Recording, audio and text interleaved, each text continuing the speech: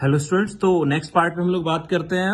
अब मैं क्या करने वाला हूं, मैंने क्या बता दिया, एक रिएक्शन में क्या दिया होगा तुम्हें, या तो रिएक्टेंट की अमाउंट दी होगी तो प्रोडक्ट की पूछी होगी, या प्रोडक्ट की अमाउंट दी होगी रिएक्टेंट की पूछी होगी। ठीक है, क्या बताया था रिएक्शन में, जो रिएक्टेंट और प्रोडक्ट के आगे जो कांस्टेंट्स जो नंबर लिखे रहते हैं उन्हें क्या बोलते हैं, कॉफिशिएंट्स बोलते हैं, स्टोइचियोमेट्रिक कॉफिशिएंट्स। और वो क्या रिप्रेजेंट करते हैं, वो मोल्स रिप्रेजेंट करते हैं। क्या मोल्स, मास नहीं करते हैं, मोल्स करते हैं। ठीक है, अब मैं क्या करूंगा, रिएक्शंस को अलग अलग पार्ट में डिवाइड कर रहा हूं, क्वेश्चंस को अलग अलग पार्ट में डिवाइड कर रहा हूं मैं। क्वेश्चंस करना तुम्हारे लिए आसान हो जाए इसलिए मैं रिएक्शंस को अलग अलग पार्ट में डिवाइड कर रहा हूं। ठीक है, पहला टाइप लिखा है मैंने, दिख रहा होगा तुम्हें, type 1, reactions involving only one reactant. मतलब अभी मैं ऐसे क्वेश्चंस के साथ डील करूंगा या ऐसी रिएक्शंस के साथ डील करने वाला हूं जिनमें सिर्फ एक ही रिएक्टेंट आता हो। कितने रिएक्टेंट आते हो, एक ही रिएक्टेंट आता हो। ठीक है, मैं अलग अलग तरह से टाइप कराऊंगा। तो जैसे पहले टाइप में सिर्फ वही रिएक्शंस लूंगा जिसमें एक ही रिएक्टेंट आता है। अगला टाइप जब लूंगा नेक्स्ट लेक्चर में, उसमें ऐसी रिएक्शंस लूंगा जिसमें एक से ज्यादा रिएक्टेंट आते हो। उनमें ऐसी रिएक्शंस लेंगे जिनमें एक से ज्यादा रिएक्टेंट आते हो। तो सबसे पहले तो टाइप 1 पर आ जाते हैं, ऐसी रिएक्शंस जिनमें केवल और केवल एक ही रिएक्टेंट आता हो, जिनमें केवल और केवल एक ही रिएक्टेंट आता हो, ऐसी रिएक्शंस ले लेते हैं। रिएक्शन क्या है बेटा, 2A से बन रहा है 4B प्लस 5C। ठीक है, एक एग्जांपल ले रहा हूं मैं, 2A से 4B और 5C। मतलब रिएक्टेंट कौन है इसमें, सिर्फ एक A है, और प्रोडक्ट कितने हैं, B और C।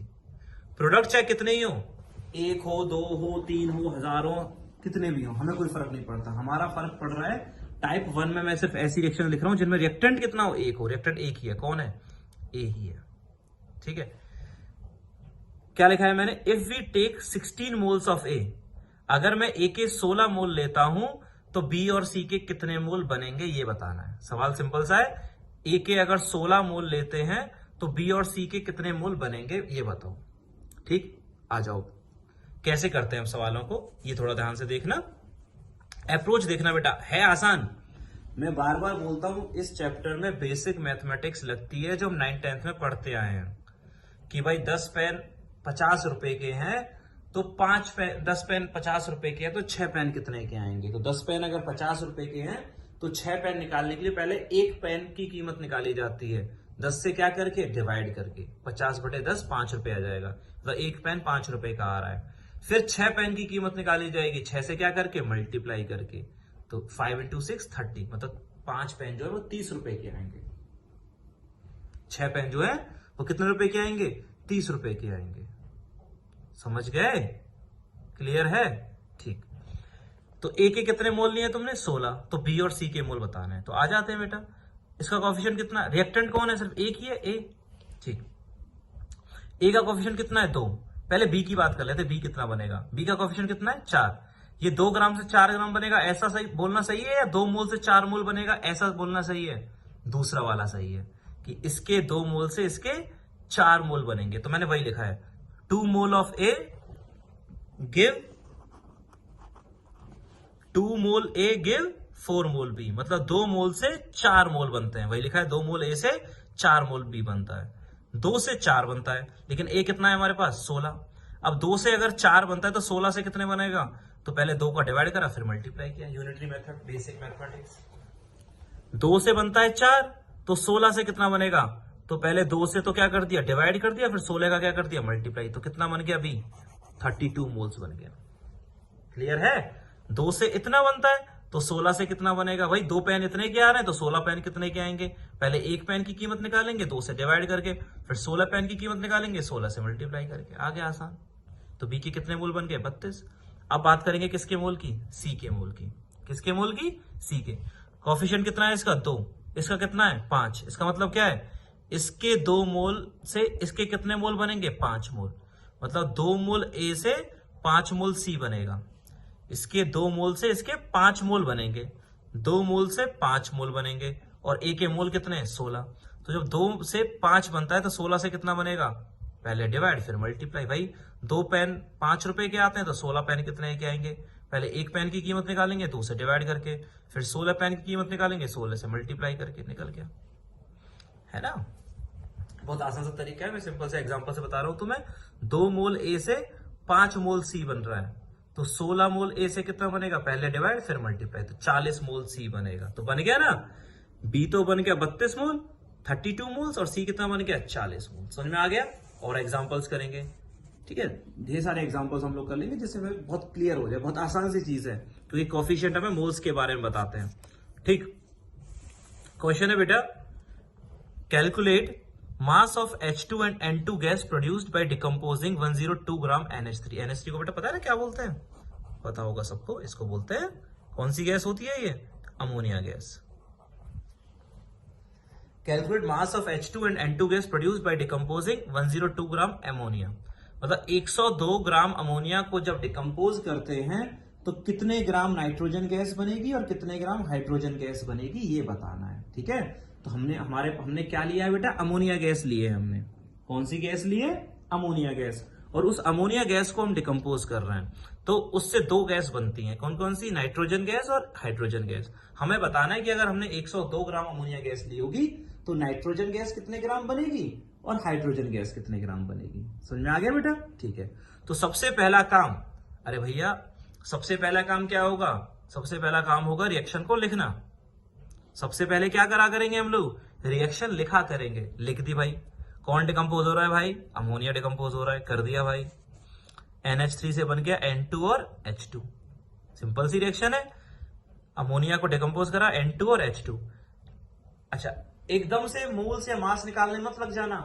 अमोनिया से N2 और H2 बन गया, एकदम से मोल्स और रिएक्शन लिखने के बाद सबसे पहला काम रिएक्शन लिखो। दूसरा काम, एकदम से मोल्स निकालने मत लग जाना, पहले रिएक्शन को क्या करना पड़ता है हमेशा। जब भी सवाल करोगे ध्यान रखना, अगर सवाल ने रिएक्शन नहीं दे रखी है या दे भी रखी है तो बैलेंस नहीं कर रखी है, तो सबसे पहला काम होगा रिएक्शन को बैलेंस करना। क्या करना, बैलेंस करना। समझ गए। तो सबसे पहले रिएक्शन लिख के क्या करना पड़ता है, बैलेंस करना पड़ता है। कितने ग्राम अमोनिया है बेटा, 102 ग्राम है बेटा अमोनिया।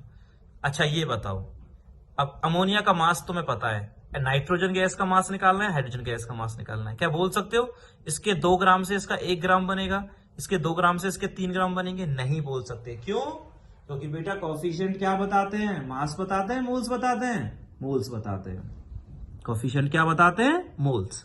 ठीक, तो जब भी कभी मास दिया जाए तो पहला काम ये होगा, देखो काम क्या क्या थे, प्रोसेस ऑर्डर क्या था, प्रोसीजर क्या है, सबसे पहले रिएक्शन लिखो।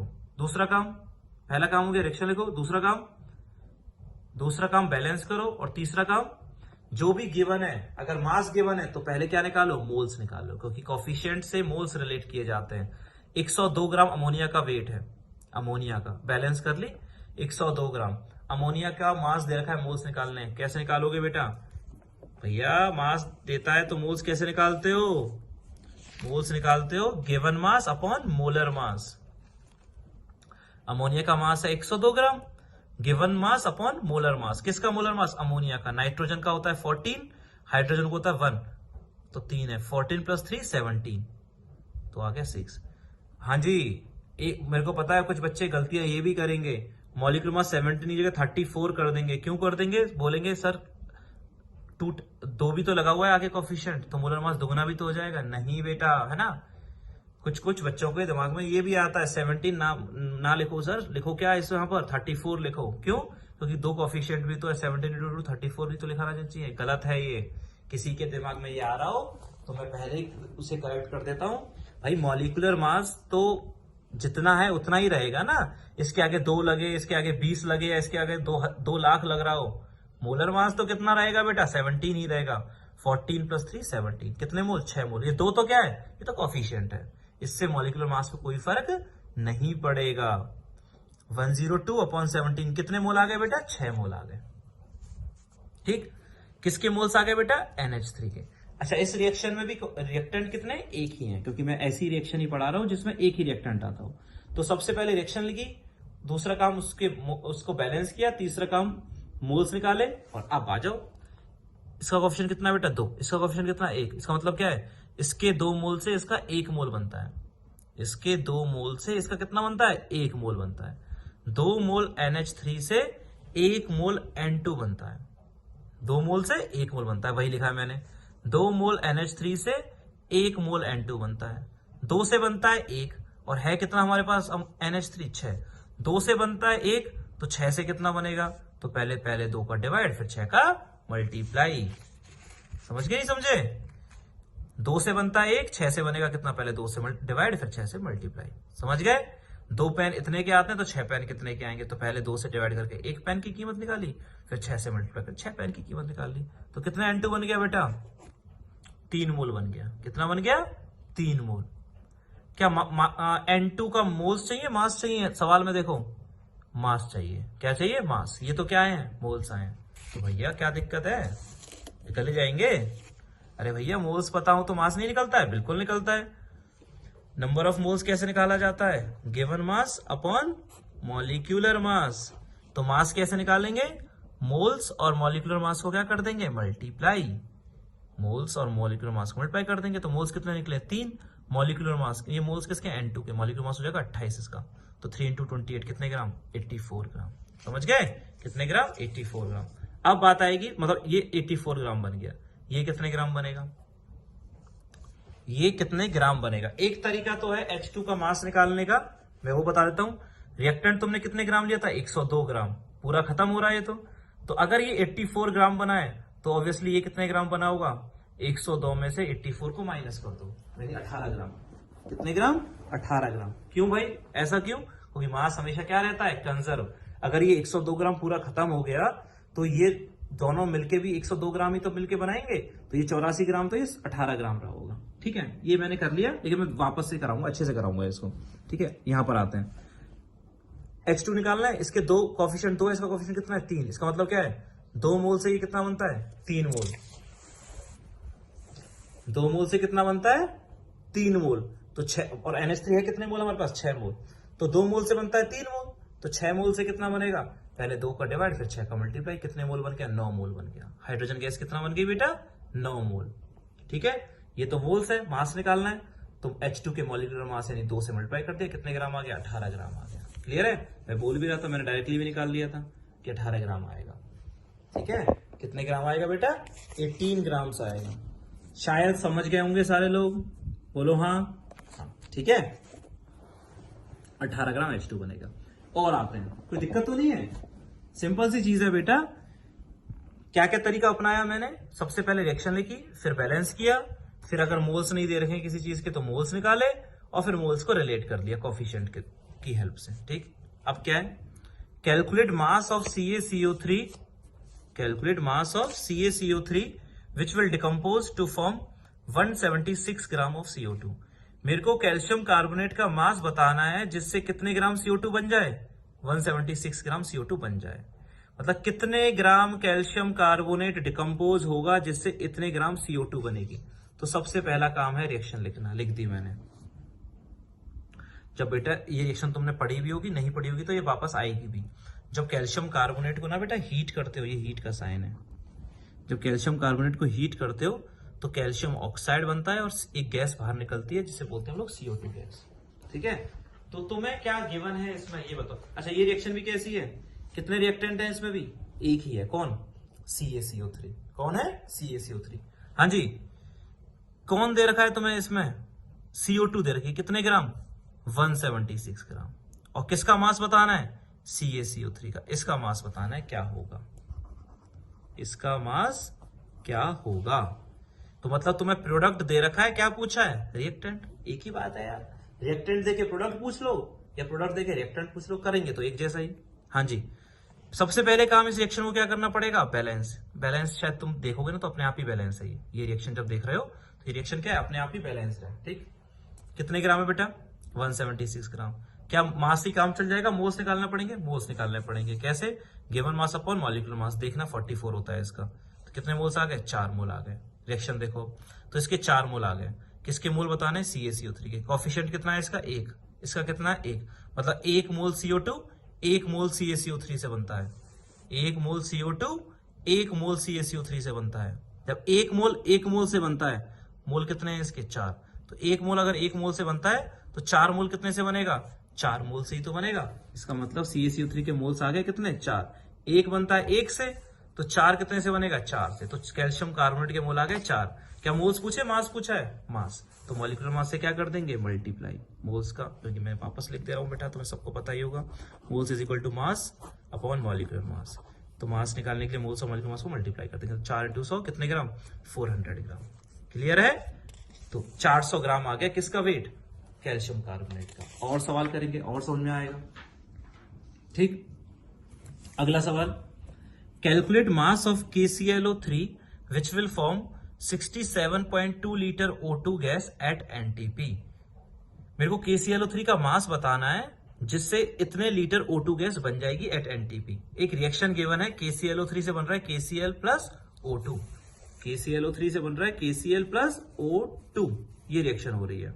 ठीक, सबसे पहला काम क्या होगा, रिएक्शन दे रखी है बेटा सवाल में, है ना, क्योंकि हमें आती ही थी रिएक्शन, तो मैंने रिएक्शन क्वेश्चन में दे रखी है। ठीक, सबसे पहला काम क्या होगा, इस रिएक्शन को बैलेंस करना हिट एंड ट्रायल से, तो मैंने कर दी है। तुम सारे लोग कर सकते हो रिएक्शन को बैलेंस, तो कर दी। ठीक, क्वेश्चन में क्या गिवन है, O2 का वॉल्यूम मतलब प्रोडक्ट का वॉल्यूम, और क्या पूछा है, KClO3 का मास यानी रिएक्टेंट का मास, मतलब प्रोडक्ट दे रखा है, रिएक्टेंट पूछा है वापस से। ठीक है, O2 का वॉल्यूम है 67.2 लीटर NTP पर, किस पर, NTP पर।